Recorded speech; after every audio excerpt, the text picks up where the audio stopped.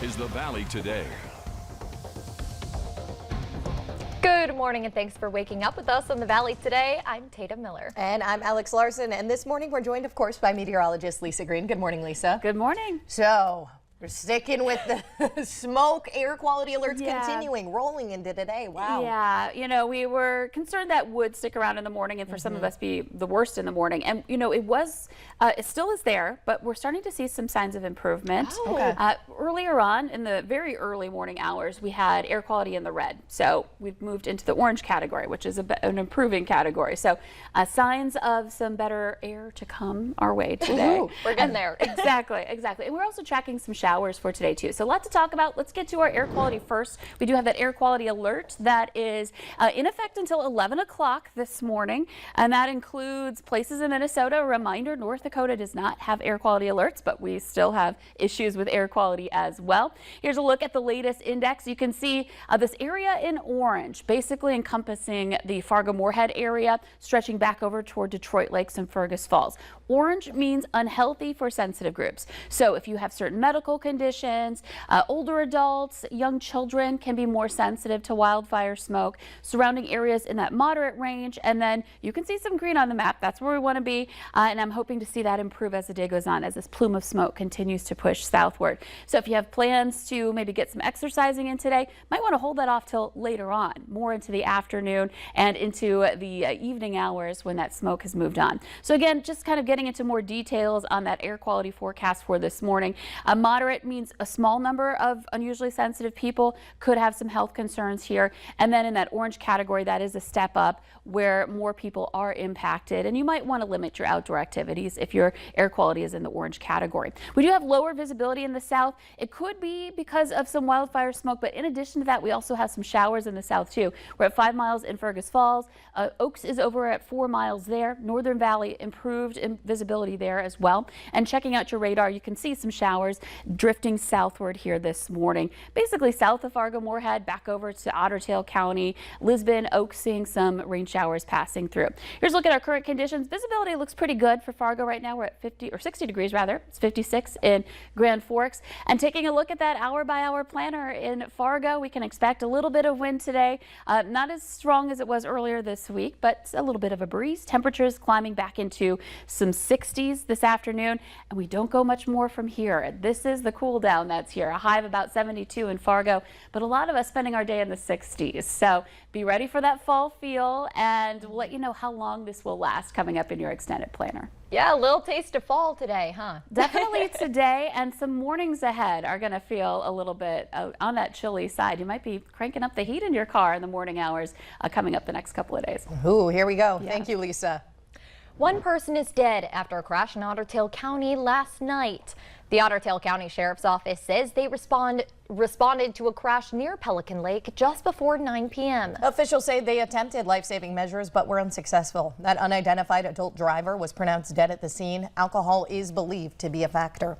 And an update for the case surrounding a deadly crash that killed the North Dakota Sheriff's deputy. Prosecutors say they're still preparing to go to trial with Ian Kramer. However, they are meeting with the family of Deputy Paul Martin to discuss settlement proposals.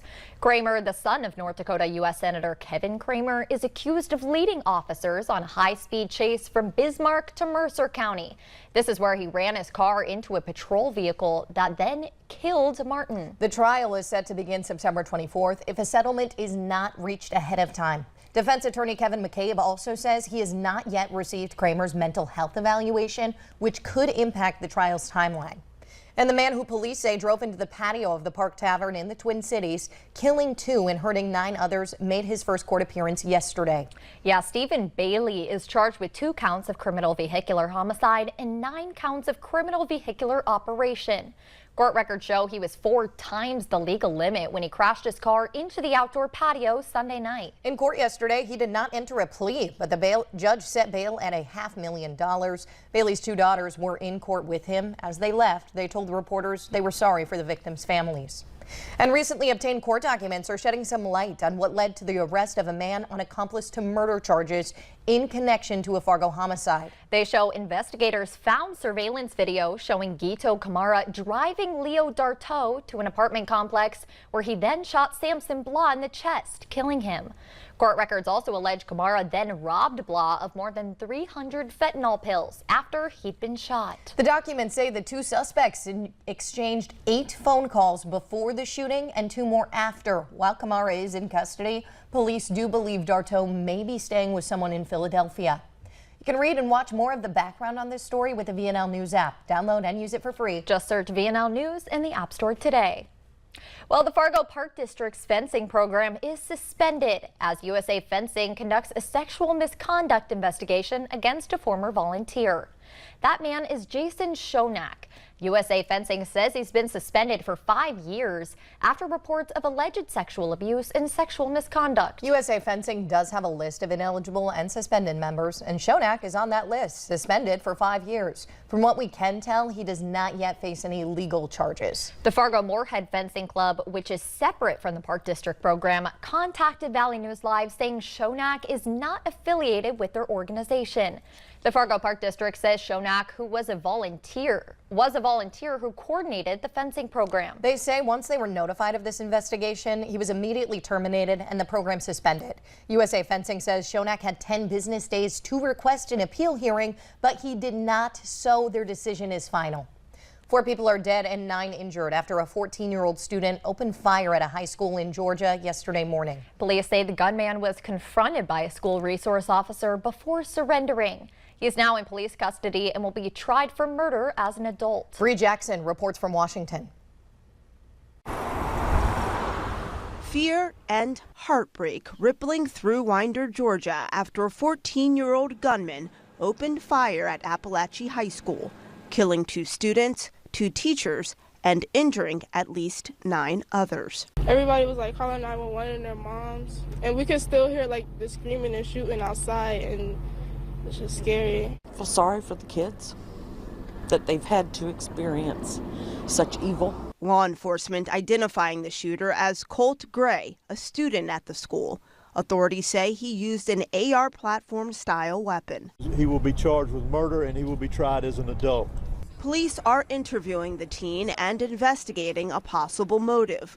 Georgia's governor sending condolences. This is everybody's worst nightmare. Presidential candidates echoing that sentiment. Former President Trump writing online, "These cherished children were taken from us far too soon by a sick and deranged monster." During a New Hampshire rally, Vice President Harris called for legislative action to curb gun violence. It's just outrageous that every day in our country, in the United States of America, that parents have to send their children to school worried about whether or not their child will come home alive.